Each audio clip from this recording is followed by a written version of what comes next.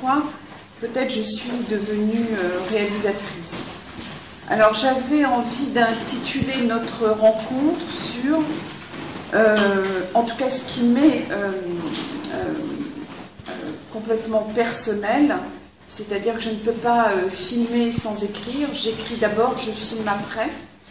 Donc c'est vraiment de l'écriture à l'image et de l'invisible à la visibilité, puisque l'invisible, c'est l'immigration, c'est que ce soit les femmes, les enfants, les pères, etc.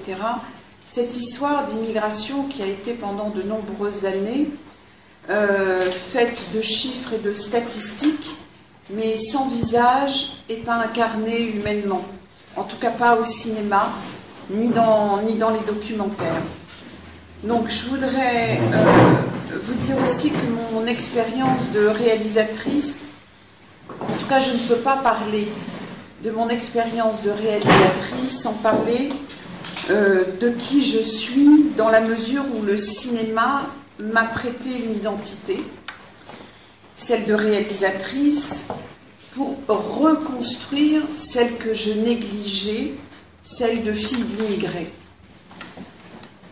À la recherche de cette difficile identité, je parle des enfants de l'immigration dont je fais partie. J'ai trouvé dans l'écriture filmique et la réalisation de films les moyens d'exprimer non seulement ce qui était enfoui dans ma mémoire, dans mon histoire, mais également ce qui pouvait toucher un public plus large en racontant des histoires qui n'étaient pas forcément la mienne, mais celle d'un pays tout entier, ou plutôt celle de deux pays, deux terres où nos histoires sont enracinées. Parce qu'avec le cinéma, on part toujours du singulier, on part toujours de la petite histoire pour arriver à l'universel. Ça a été mon cheval de bataille, c'est-à-dire vraiment comment je pouvais raconter une histoire absolument singulière, c'est-à-dire l'histoire de ces héros inconnus qu'ont été nos parents, pour entendre la grande histoire. Le pouvoir de l'image, c'est à la fois quelque chose, c'est quelque chose qui rend perceptible et visible ce qui est dans le hors-champ, finalement.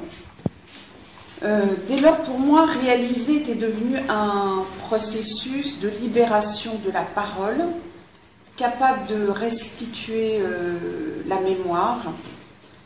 Alors, via le documentaire, hein, par exemple, Mémoire d'immigrés, mais également de regarder vers le futur en anticipant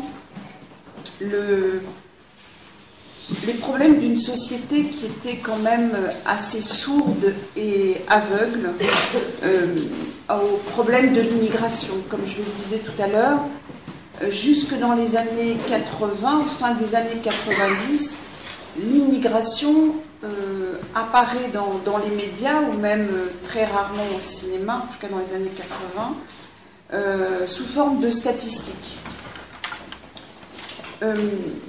Alors, comment vous dire? Moi, au début du travail, au début de ma réalisation, l'idée c'était vraiment de donner cette parole. J'ai commencé par le documentaire parce que c'était nécessaire, c'était le chemin pour arriver à la fiction, mais le documentaire était construit comme une fiction. Je voulais mettre en scène ces héros invisibles qu'étaient nos parents, mais j'ai tenu à tourner en 35 mm et en 16 mm. Je n'ai pas tourné en vidéo, c'est-à-dire avoir cette simplicité de tourner pendant des heures, et après Je voulais construire ce film, que ce soit Femmes d'Islam ou Mémoire d'immigrés, je voulais les construire selon les règles cinématographiques, c'est-à-dire, j'ai mis 3 ans pour faire ce film, mais j'ai attendu d'avoir les moyens, d'avoir une équipe son, une équipe lumière. Il était très très important de mettre cette composante issue de l'immigration maghrébine dans la lumière et que leurs paroles puissent porter. À partir de... je me souviens d'un documentaire qui s'appelle Shoah, qui a bouleversé les années 80. C'est un documentaire qui a marqué l'histoire du documentaire, tout simplement. Et je me disais, voilà, Shoah a posé un problème, mais a fédéré autour de ce documentaire par le cinéma. C'était vraiment les codes du cinéma. C'était ça mon ambition. Je n'ai pas cherché à voir... Je voulais vraiment poser ce film comme référent au départ de nos parents. Pourquoi on quitte un jour blanc à vivre dans les années 80-90? C'est-à-dire qu'on a eu une première immigration muette.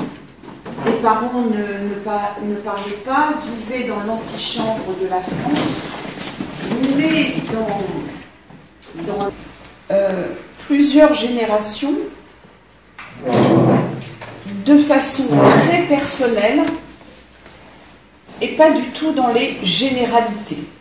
C'était cette histoire, se souvenir de quelle veste ils avaient le jour de leur départ, est-ce qu'ils se souviennent de ce qu'ils ont mangé ce jour-là, et que c'était bien sain si je réussissais à l'heure. On ne parle pas ensemble autour de la table selon un mode occidental pour dire sa douleur. Et je me souviens que les chaînes de télévision, je pense, face à ce dilemme qui était: oui, on veut bien produire le film, non, on ne veut pas de cette structure. Mais moi, s'il n'y avait pas cette structure, il n'y avait pas de film, ça n'avait pas de sens. J'entends par là, tout simplement,